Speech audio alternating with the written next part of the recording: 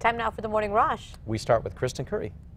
Good morning. Looking at increasing cloud cover across the western and central portions of the state today, late tonight into overnight. Some spotty showers over the Four Corners region. This will continue Tuesday morning, a brief break, but then late Tuesday into Wednesday, here comes the bulk of the rain and snow. We're talking mountain snow and lower elevation rain. On to news happening today. The suspect accused of shooting and killing a man in 2013 is set to be in court. Jason Warren is accused in the shooting death of 28-year-old Michael Moore. Moore was found dead in his car near San Mateo and Zuni in June of 2013. Detectives say he crashed after he was shot multiple times. Warren was arrested after fleeing to California. Happening now, an Albuquerque mayoral candidate says he is entering the race for state auditor. Brian Colon announced his candidacy for the spot, which was vacated by Tim Keller. Governor Susana Martinez later appointed another mayoral candidate, Wayne Johnson, to the state auditor role. Colon joins State Representative Bill McCamley in the race. Johnson has not said if he wants to run in the November election. Some residents in Rio Rancho upset this morning after the city raised its garbage rate, starting from under $14 to more than $16 a month. The city says it entered into a new agreement with Waste Management of New Mexico. Residents are fuming, though, because they claim they didn't have much say about this. The city did host a public workshop and public comment on the new contract. Residents say that was not enough time, adding it was during the holidays.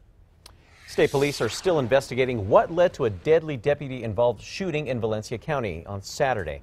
State police say Valencia County deputies were investigating a stolen car when they say there was an altercation with 40-year-old John Bailon. At least one deputy fired shots at Bailon, killing him at the scene. State police say they expect to release more details after all the witnesses are interviewed. Hobbs police are asking for the public's help this morning, trying to track down a thief. Police say back in mid-December, they say this woman stole a wallet and an iPad from someone at a Walmart in town. She then used the person's debit and credit cards at the same Walmart. It's unclear if the follow-up crime happened the very same day or at a later date. We're told she left the store in a black four-door car. Police are asking anyone with information about this to give them a call. Right now, major cleanup is still underway inside the JFK International Airport in New York, and here's why. Take a look at this video. The Port Authority says a water pipe that feeds the terminal sprinkler system broke around 2 yesterday afternoon. Officials say the frigid temperatures are believed to be the cause of the water pipe break. The airport says the break added to the list of delays already caused by the weather. Right now, the airport is experiencing delays of more than 2 hours. On to new news this morning. President Trump back at the White House after a weekend with Republican leaders at Camp David. Trump declined to answer questions about Fire and Fury, the new book that's critical of his administration. Several GOP lawmakers now coming to the president's defense, and surprisingly, so is Steve Bannon, who was quoted in the book with very critical statements about the Trump administration. Today, the president will also go to Nashville to address a farmers' convention. Sarah. The Golden Globes had a different tone this year, with nearly every celebrity wearing black in support of the Me Too movement.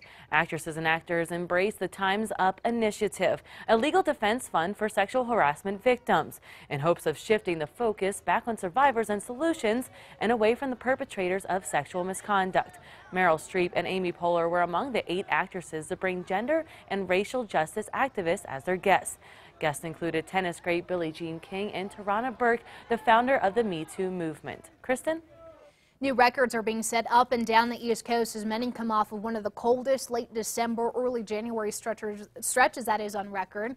In West Virginia, the thermometer dipped to 14 below Sunday morning. The good news, a warm up on the way by the end of this week. 50 should return to the area. Now the attention turns to the West Coast, where homeowners are worried about heavy rain. Rounds of storms expected in areas recently ravaged with wildfires. Now that storm system that's bringing rain to California gets to New Mexico by Wednesday. But for today, we have nothing to worry about. Metro Threat Index is at a 1 for the cold temperatures we have this morning. No concerns weather-wise this afternoon. David? A Rio Rancho mom is looking for a break after falling victim to crime once again. Now, we first told you in June, Danielle Pacheco had just moved here from Denver when her car was stolen. Then came a major health crisis, followed by her home being burglarized. After her move to Rio Rancho, it's happened again.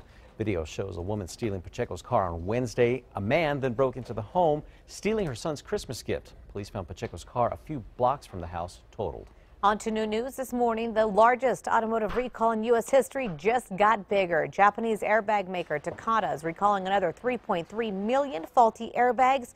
The latest recall covers frontal airbags inserted in 2009 2010 and 2013 vehicles manufactured by 15 automakers. The recalls are being phased in over the next 3 years. For details, go to our website, KRQE.com.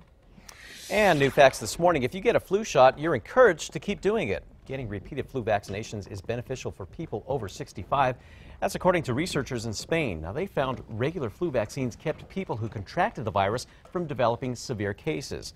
The news comes as numbers show a dramatic increase in flu cases across New Mexico. On to new health facts this morning. Severely obese teens who underwent weight loss surgery are showing signs of better heart health.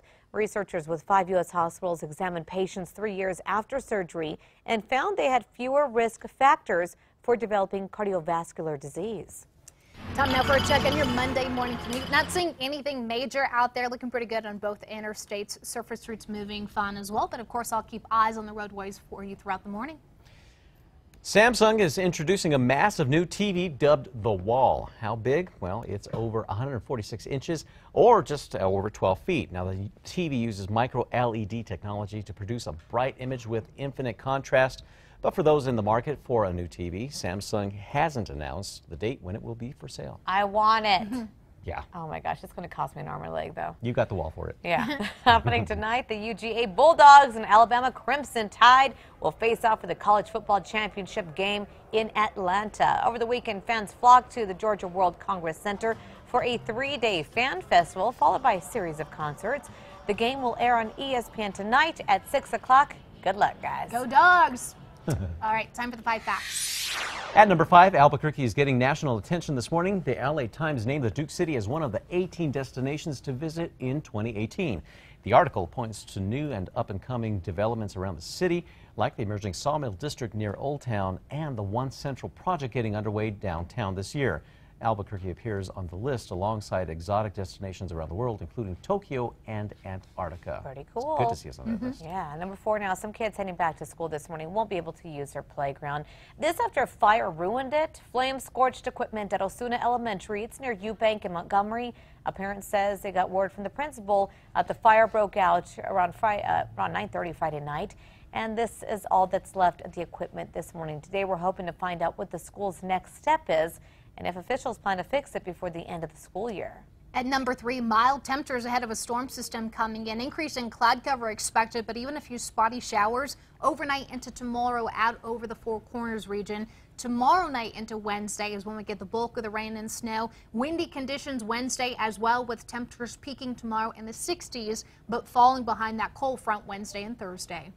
And at number 2, we now know how much APD spent on its reform efforts for the first few months of the fiscal year. During the City Finance Committee's quarterly meeting, officials will take a look at the more than $600,000 APD spent on things like use of force, investigations, crisis intervention training as well. The biggest chunk was spent on implementing and monitoring and enforcing. And today, the committee will also look at the city's 5-year plan, which shows a nearly $40 million deficit over the next 2 years. Number 1 now this morning, an APD officer is on standard leave after an officer-involved shooting turned deadly in Albuquerque over the weekend. As we wait for more details today, here's what we know so far. Officers did respond to reports of a burglary in progress at an apartment near Central in Wyoming just before midnight Saturday. APD says when officers arrived, a man armed with a weapon confronted them.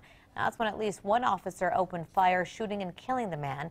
The man's identity has not been released just yet. If you want more details, go to our website. That's KRQE.com.